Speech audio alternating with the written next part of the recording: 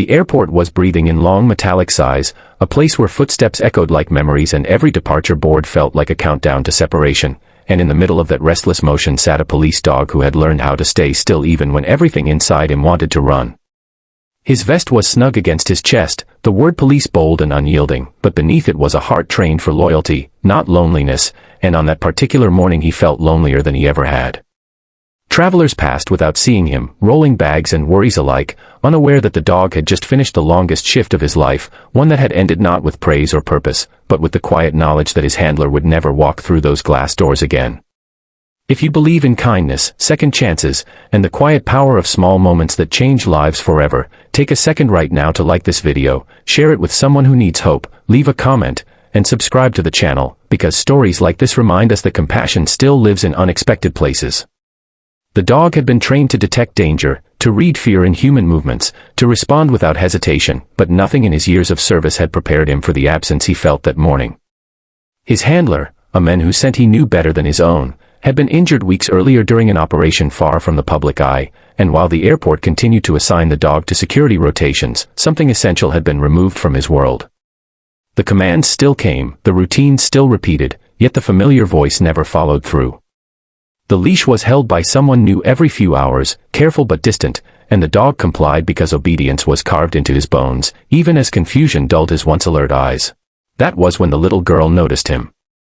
She was small for her age, wrapped in a pale jacket that seemed too thin for the cavernous chill of the terminal, her backpack resting against her shoulders like a promise she wasn't sure she could keep.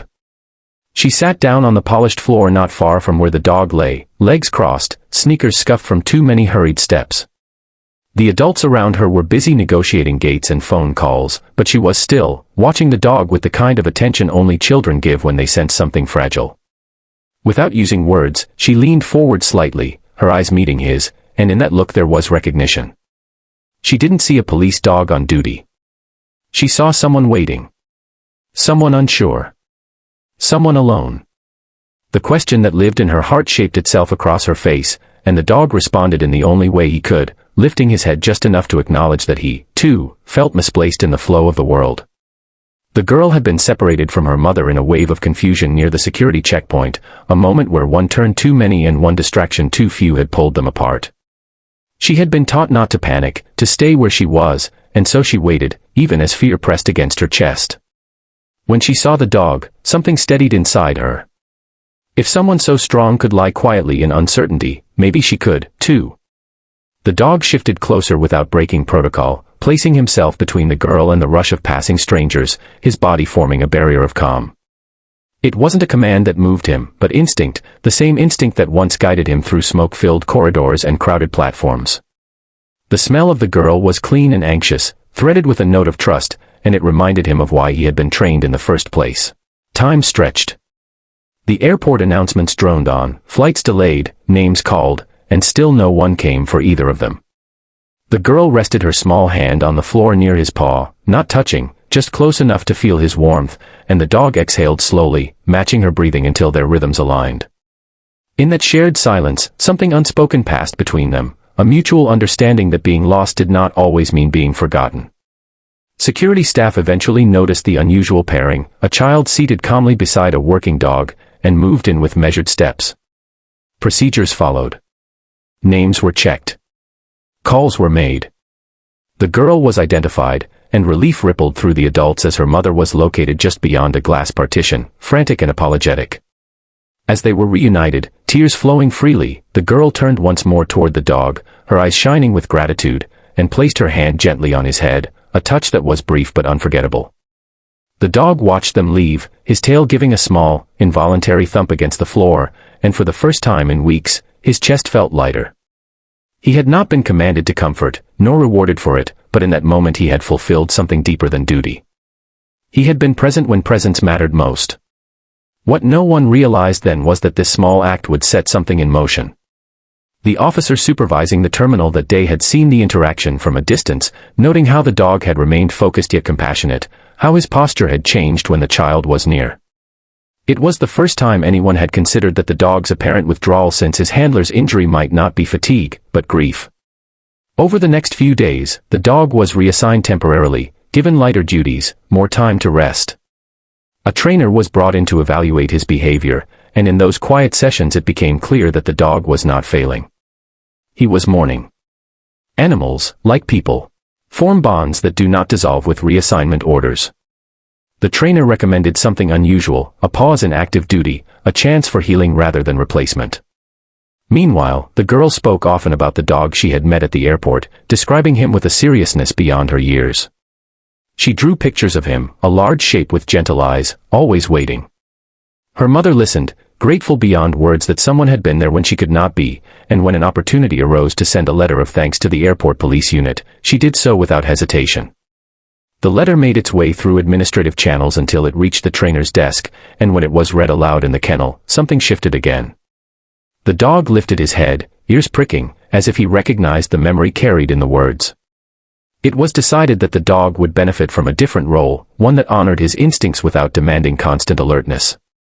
Therapy work was suggested, visits to hospitals, schools, places where comfort was as valuable as control. The first visit was scheduled carefully, and when the dog entered a pediatric waiting room weeks later, his steps were tentative but hopeful. Children gathered, their faces lighting up, and as he lay among them, accepting careful pats and quiet smiles, the same calm he had offered the girl at the airport flowed outward. He was not lost here. He was needed. Near the end of that day, as the dog rested in the back seat of a patrol car, the trainer received a message. The girl from the airport would be visiting the same hospital the following week for a routine checkup, and her mother wondered if it might be possible for her to see the dog again. Arrangements were made, not as a reunion spectacle, but as a gentle continuation of a story that had already proven its worth. When they met again, there were no announcements, no crowd, just a quiet room and a familiar presence. The dog recognized her instantly, rising with a soft energy that surprised even himself, and the girl smiled in a way that suggested she had known all along that he would be okay. They sat together, closer this time, and the world felt smaller and kinder for it. If this story is touching something inside you, if it's reminding you of a moment when kindness found you unexpectedly, please take a moment near the end of this video to like, share, and comment. Your engagement helps stories like this reach others who may need them more than they know. As the weeks passed, the dog's new role became permanent. He no longer patrolled crowds for threats, but moved through them as a source of reassurance. His handler, still recovering, visited when he could, proud and at peace knowing that the partner he had trained so carefully was still serving, just in a different way. Loss had not ended his purpose. It had reshaped it. The airport remained busy, the floors still gleaming with constant motion, but somewhere within its walls was the memory of a small girl and a lonely dog who had found each other in a moment of shared uncertainty. It was a reminder that sometimes the ones who help us most are the ones who are searching too, and that being lost together can be the first step toward finding something better. Before this story ends, we have a special request for you. Please comment the word kindness below if you believe small acts can change lives, because your words create a ripple far beyond this screen. In the end, the dog no longer lay waiting for someone who would never return. He walked forward, guided not by commands alone, but by connection. And the little girl, growing older, would one day remember the day she sat on an airport floor and felt safe beside a stranger in a vest, learning early that compassion does not always speak, but it always listens.